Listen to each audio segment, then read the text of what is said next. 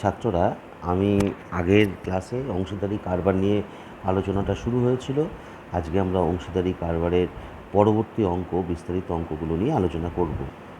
দেখো, কোষে দেখি পেজ নাম্বার 202, কোষে দেখি 14, তার 8 নম্বর অঙ্কটা আমরা করেছিলাম। আজকে 10 নম্বর অঙ্কটাকে নিয়ে আমরা আলোচনা করব। 10 নম্বর অঙ্কটা এখানে কি বলেছে যদি ভালো করে লক্ষ্য করো, বলেছে নিয়ামত চাচা ও করবী দিদি যথাক্রমে 30,000 টাকা ও 50,000 টাকা মূলধন দিয়ে যৌথভাবে একটা ব্যবসা আরম্ভ করলেন। 6 মাস পর নিয়ামত চাচা আরও 40,000 টাকা লগ্নি করলেন, কিন্তু করবী দিদি ব্যক্তিগত প্রয়োজনে 10,000 টাকা তুলে নিলেন। বছরের শেষে 19,000 টাকা লাভ হলে থাকে, তাহলে কে কত টাকা পাবেন হিসাব করে দেখি। অর্থাৎ এটাই হচ্ছে আমাদের প্রথম অঙ্ক, যেখানে সম্পূর্ণ টাকাটা এক বছরে একই রকম খাটলো না। অর্থাৎ 6 মাস পর নিয়ামত চাচা কিছু অর্থ তুলে নিলেন এবং করবী দিদি 10,000 টাকা তুলে নিলেন, আর নিয়ামত চাচা আরও অর্থ দিলেন, লগ্নি করলেন। এই বিষয়টি আমাদের এখানে গণনা করতে হবে। ঠিক আছে, দেখা যাক অঙ্কটা কীভাবে করা যায়। দেখো, আমরা এখানে অঙ্কটিকে নিয়ে এসেছি। প্রথমে আমরা একটা ছক করে দিই। ছক করে দিলে আমাদের একটা সুবিধা হবে। কীরকম দেখো, ছকটা এরকম।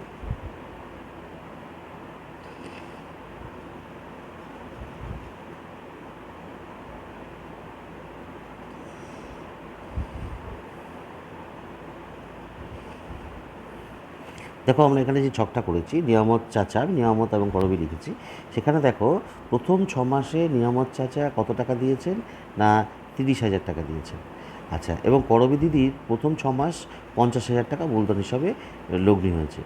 এবং শেষ 6 মাসে কী হলো না, নিয়ামত চাচা 30,000 টাকা প্রথম 6 মাস দিয়েছিল, এবং যেহেতু 6 মাস পর নিয়ামত চাচা আরও 40,000 টাকা লগ্নি করেন, তাহলে মোট অর্থ দাঁড়ালো 30 + 40 অর্থাৎ 70,000 টাকা। এবং করবী দিদির ক্ষেত্রে কী হলো না, করবী দিদি যেহেতু 10,000 টাকা তুলে নিলেন, তাহলে করবী দিদির 50,000 টাকা মূলধন ছিল, তার থেকে 10,000 টাকা বাদ দিয়ে 40,000 টাকা থাকলো। এই হচ্ছে আমাদের বিষয়টা। এইবার আমরা কি করব না, যে মূলধন 12 মাসে খেটে যে লভ্যাংশ পেত, 1 মাস হিসাবে প্রয়োজনীয় মূলধনটা আমরা লিখব। অর্থাৎ নিয়ামত চাচার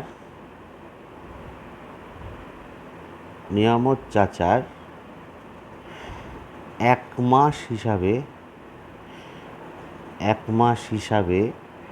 প্রয়োজনীয় মূলধন, এটা আমরা বার করব প্রত্যেকের ক্ষেত্রে। এই ধরনের অঙ্কের ক্ষেত্রে আমরা 1 মাস হিসাবে প্রয়োজনীয় মূলধন বার করে নেব। অর্থাৎ বিষয়টা হচ্ছে এরকম, 12 মাসে যে লভ্যাংশ তা পেত, অর্থাৎ বছরের শেষে সেই লভ্যাংশ 1 মাসে পেতে হলে তার প্রয়োজনীয় মূলধন কত হতো।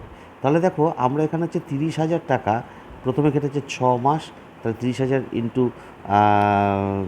তোমার 6। এবং পরবর্তী ক্ষেত্রে কী হয়েছে না, পরবর্তী ক্ষেত্রে 70,000 টাকা কেটেছে তোমার বাকি 6 মাস, তাহলে 70 ইন্টু 6, অর্থাৎ এটাকে গণনা করলে 3 × 6 = 18, 1,80,000 টাকা, 6 × 7 = 42, 4,20,000 টাকা। অর্থাৎ ফাইনালি এটা দাঁড়ালো 5-6 লাখ টাকা, এত টাকা। ঠিক একই রকমভাবে আমরা করবী দিদির ক্ষেত্রে 1 মাস হিসাবে প্রয়োজনীয় মূলধনটা আমরা বার করে দিই। হ্যাঁ, তাহলে করবী দিদির ক্ষেত্রে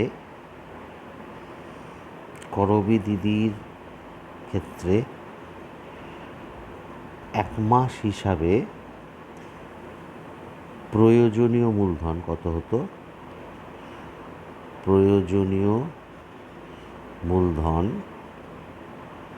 তোমার এক্ষেত্রে কী দাঁড়াতো না, প্রথম 6 মাস 50,000, পরবর্তী 6 মাস 40,000, তাহলে 50,000 ইন্টু 6 যোগ 40,000 ইন্টু 6, তার মানে 3 লাখ টাকা এখানে হতো, 2,40,000 টাকা এখানে হতো। সো ফাইনালি 7,40,000 টাকা আমরা পেতাম। এটা হচ্ছে প্রয়োজনীয় মূলধন। তাহলে এইবার মূলধনের অনুপাত বার করি। হ্যাঁ, তাহলে এবার কী হবে, সুতরাং মূলধনের অনুপাত, কীরকম অনুপাতটা না, নিয়ামত চাচা ইস্টু করবী দিদি, নিয়ামত চাচা ইস টু করবি দিদি। তাহলে নিয়ামত চাচা কত দেখলাম একবার দেখে নিই। নিয়ামত চাচা 6 লাখ আর করবি দিদি 7,40,000। তাহলে 6 লাখ ইস টু 7,40,000, তাই তো?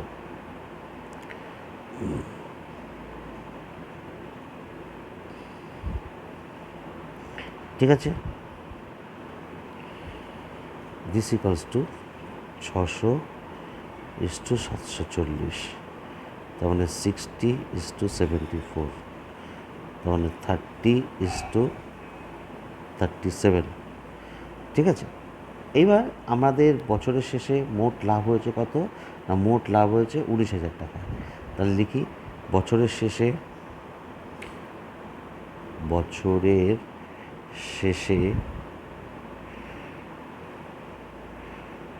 মোট লাভ কত হয়েছে?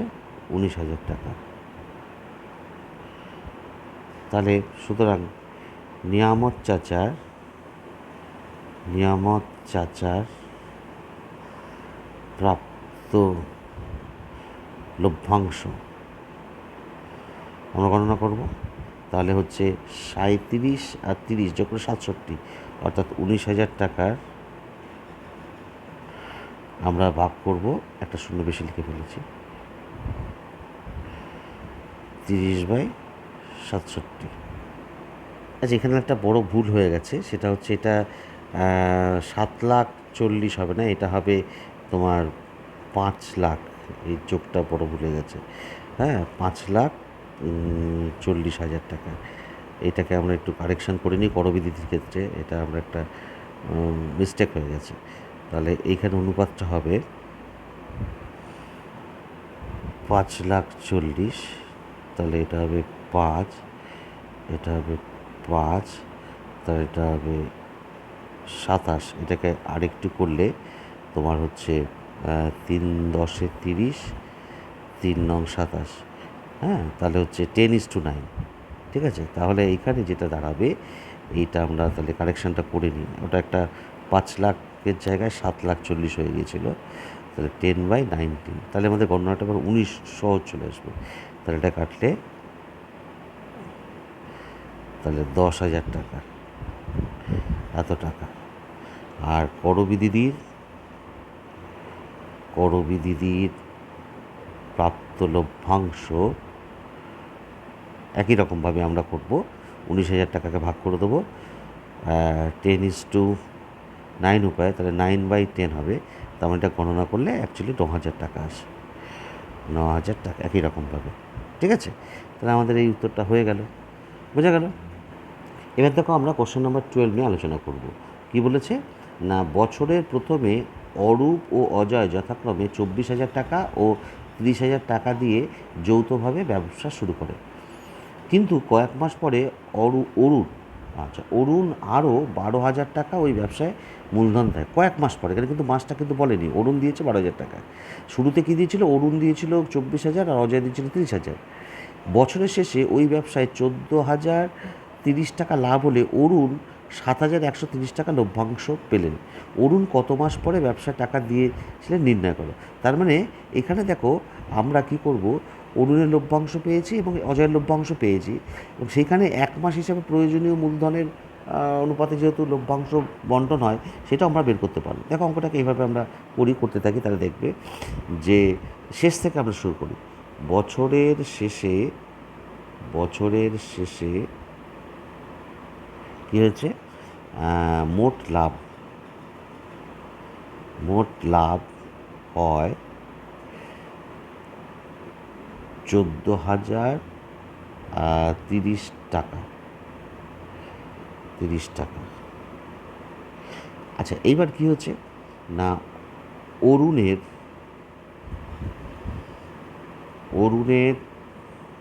প্রাপ্ত লভ্যাংশ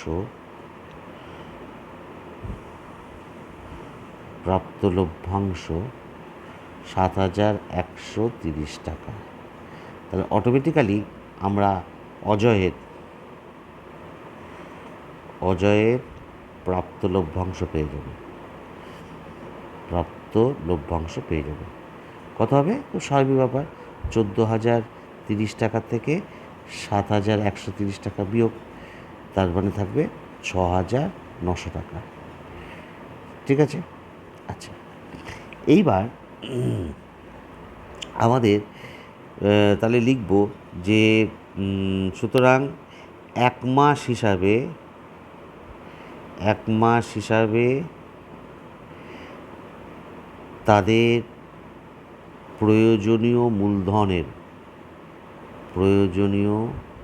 মূলধনের অনুপাত। দেখো আমরা শেষের থেকে শুরু করলাম, হ্যাঁ, কারণ লভ্যাংশ যেহেতু তারা মূলধনের অনুপাতে পায়, তাহলে লভ্যাংশের অনুপাত করলেই মূলধনের অনুপাত পেয়ে যাবে।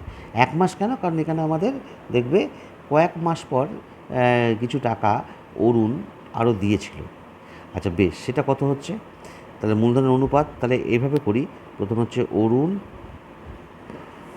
ইস্টু অজয়, এইভাবে যদি আমরা করি তাহলে অরুণের প্রাপ্ত লভ্যাংশ 7,130 ইস্টু 6,900 টাকা, 713 ইস্টু 690। এটাকে 23 দিয়ে কাটাকাটি যায়, কাটাকাটিটা আমরা করছি, তাহলে এটা দাঁড়াচ্ছে 23 দিয়ে যদি কাটাকাটি যায় তাহলে এটা হবে 713, তো হ্যাঁ, 713, 3 তিরিক্ষে 9, 3 দুগুণ 6, 2, 3, 1, 31, এটা হবে 31, আর এটা হবে তোমার 3030। হ্যাঁ, এটা একটু আমাদের কাটাকাটিটা দেখে নিতে হবে। আচ্ছা বেশ, ভালো কথা। সেটা হচ্ছে দেখো, ধরি এক্স মাস পর অরুণ আরও 12,000 টাকা দেয়। ধরি এক্স মাস পর অরুণ আরও 12,000 টাকা বিনিয়োগ করে।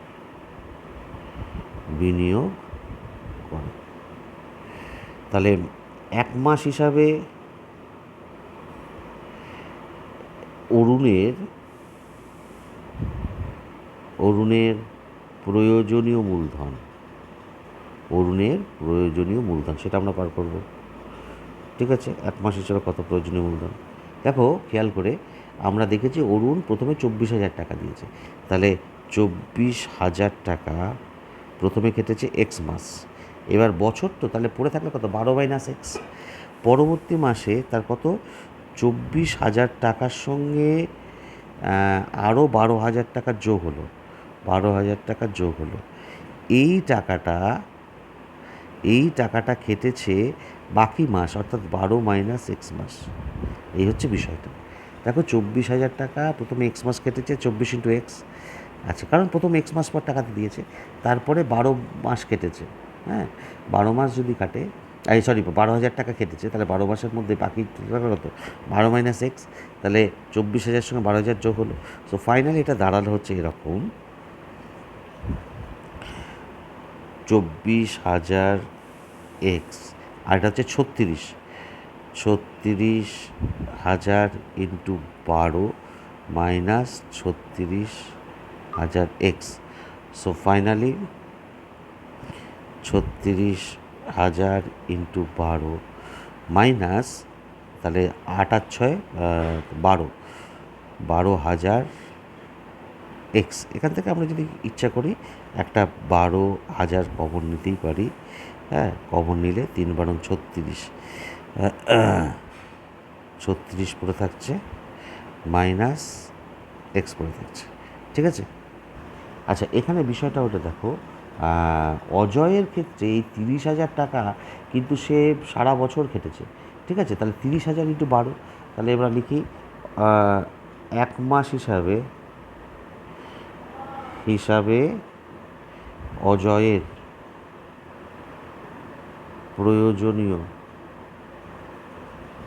প্রয়োজনীয় মূলধন ইজ টু কত? তাহলে এর কেটেছে হচ্ছে 30,000 × 12, তার মানে 3 × 36, এত টাকা। এবার অনুপাত করে নিই।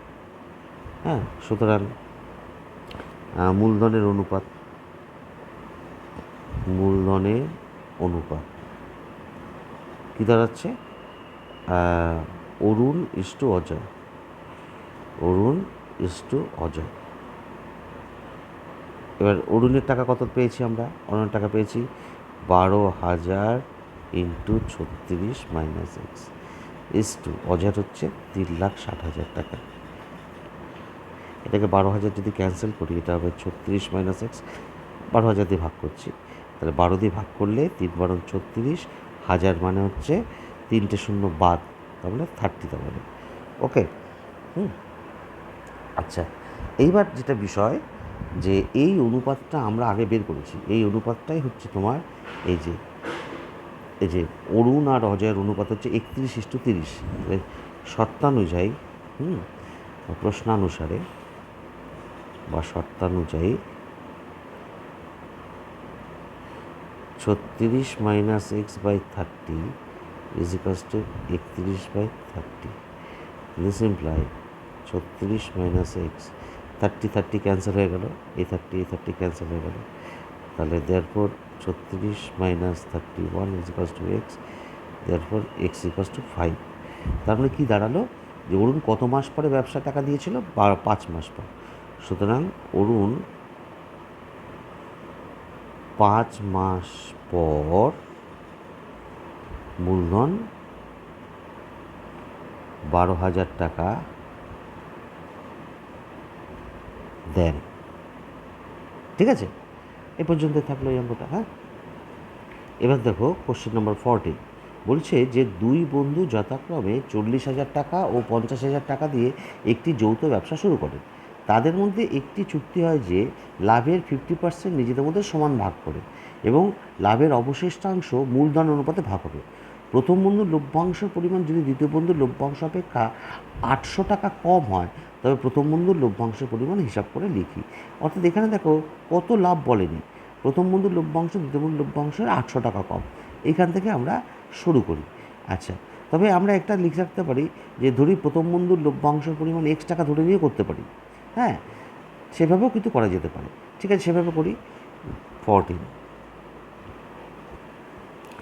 ধরি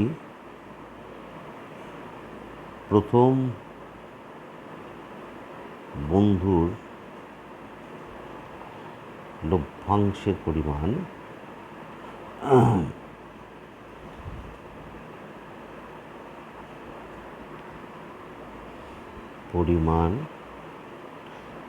এক্স টাকা। আচ্ছা, তাহলে দ্বিতীয় বন্ধুর লভ্যাংশ অপেক্ষা 800 টাকা কম, তার মানে প্রথম বন্ধুর লভ্যাংশ পরিমাণ যদি দ্বিতীয় বন্ধুর লভ্যাংশ থেকে 800 টাকা কম হয়, তাহলে দ্বিতীয় বন্ধুর 800 টাকা বেশি পেয়েছে।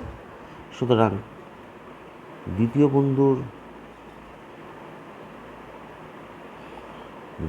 বন্ধুর লভ্যাংশ কত হবে? এক্স প্লাস 800 টাকা বেশি, এত টাকা। হ্যাঁ, আচ্ছা, সুতরাং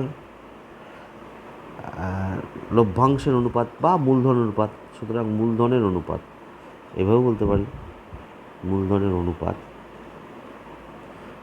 প্রথম বন্ধু ইস্টু দ্বিতীয় বন্ধু, একবার আমরা করে রাখি, তাহলে কত হবে? প্রথম বন্ধু এক্স টাকা, দ্বিতীয় বন্ধু এক্স প্লাস 800 টাকা। ঠিক আছে, আচ্ছা, এবার দেখো যে 40,000 আর 50,000 টাকা শুরু করে, তাদের মধ্যে চুক্তি হয় 50% নিজেদের মধ্যে ভাগ করে দেবে, আবার লাভের অবশিষ্টাংশ মূলধন অনুপাতে ভাগ হবে। আচ্ছা, তাহলে মোট লাভ কত সেটা আমরা আগে বার করি। এখন মোট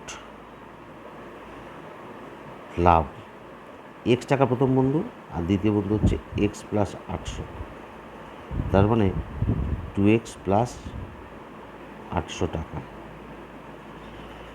আচ্ছা, তাহলে এই লাভের 50% সেটা আমরা হিসাব করি, তাহলে মোট লাভের 50% is equals to 2x plus 800 into 50%, that is 2 common গেলে x প্লাস 400 ইন্টু 50/100, 50 100 কাটলে 2, 2 2 কাটলে x প্লাস 400 টাকা। তাহলে লাভে 50%, এই টাকাটা সমান ভাগে ভাগ করে নিয়েছে।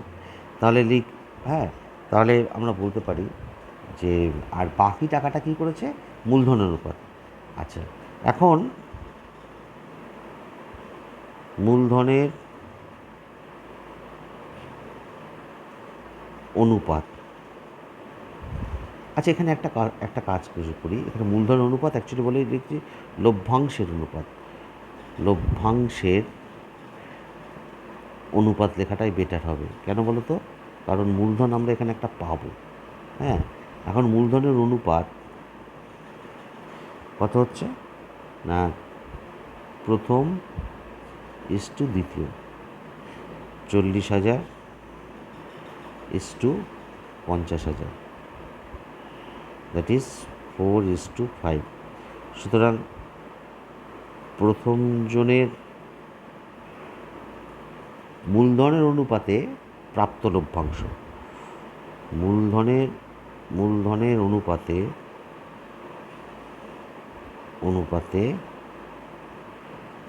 প্রাপ্ত লভ্যাংশ, মূলধন অনুপাতে প্রাপ্ত লভ্যাংশ কত হবে না, মোট লাভ যে তার 50%, দ্যাট ইজ এক্স প্লাস 400 টাকা। 50% কিন্তু মূলধনের অনুপাতে ভাগ হয়েছে, আর বাকি 50% সমান ভাগ। তাহলে তার 4:5, পরে 4/9। এবং দ্বিতীয় জনের প্রাপ্ত লভ্যাংশ সেটা কত হবে, একই হবে, শুধুমাত্র তোমার 4/9 জায়গায় কত হবে, 5/9।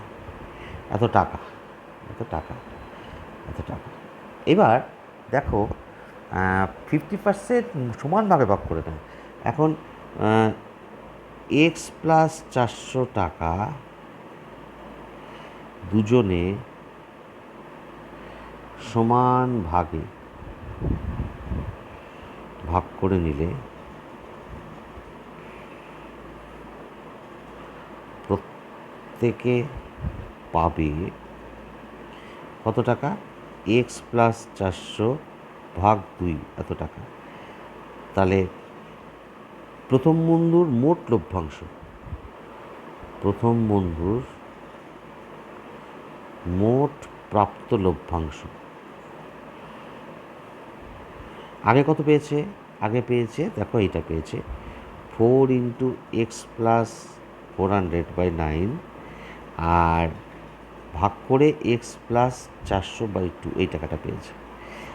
তার মানে এখান থেকে এক্স প্লাস 400 যদি কমন নাও তাহলে 4/9 প্লাস হাফ, তাই এটাকে লসাগু করলে তোমার কত হচ্ছে, 9 আছে, 9 দুগুণ 18, 18 মানে 8 প্লাস 9/18। তার মানে ফাইনালি এটা দাঁড়াচ্ছে তোমার 8 আর 9 17, 17/18 এক্স প্লাস 400। ঠিক আছে, এত টাকা। ঠিক একই রকমভাবে আমরা হিসাব করব যে দ্বিতীয় বন্ধুর প্রাপ্ত লভ্যাংশ কত হচ্ছে। সুতরাং দ্বিতীয় বন্ধুর মোট প্রাপ্ত লভ্যাংশ সমান, দেখো সে পেয়েছে 5 ইন্টু এক্স প্লাস, কারণ প্রথম বন্ধু যদি 4 টাইমস হয় এটা 5 টাইমস হবে, আর এই বাকি অর্ধেক টাকাটা তো সমান বাই 2। একই রকমভাবে তুমি যদি এখান থেকে এক্স প্লাস 400টা কমন নাও, 5/9 প্লাস হাফ, তার মানে এটা পড়ে থাকছে তোমার 9 দুগুণ 18, 5 দুগুণ 10 প্লাস 9, দ্যাট ইজ এটা কত হচ্ছে তোমার 19/18 এক্স প্লাস 400। ওকে, আচ্ছা, এইবার সুতরাং লভ্যাংশের অনুপাত, লভ্যাংশের অনুপাত প্রথম ইস্টু দ্বিতীয়। কত? প্রথম জন হচ্ছে কত? 17/18 এক্স প্লাস 400, 17/18 এক্স প্লাস 400। আর দ্বিতীয় জনের কত হচ্ছে 19/18 এক্স প্লাস 400। আলটিমেটলি এটা হচ্ছে 17:19, এটাই দেখাবে। এইবার দেখো আমরা একদম শুরুতে যেখানটা একটু একটু কারেকশন করেও নিয়েছিলাম, যে এই যে এই পোর্শনটা, যে মূলধনের অনুপাত বা লভ্যাংশ অনুপাত কোথায়? x/x প্লাস 800, এইটা। তাহলে এইটাই হচ্ছে আমার এইটা। তাহলে শর্তানুযায়ী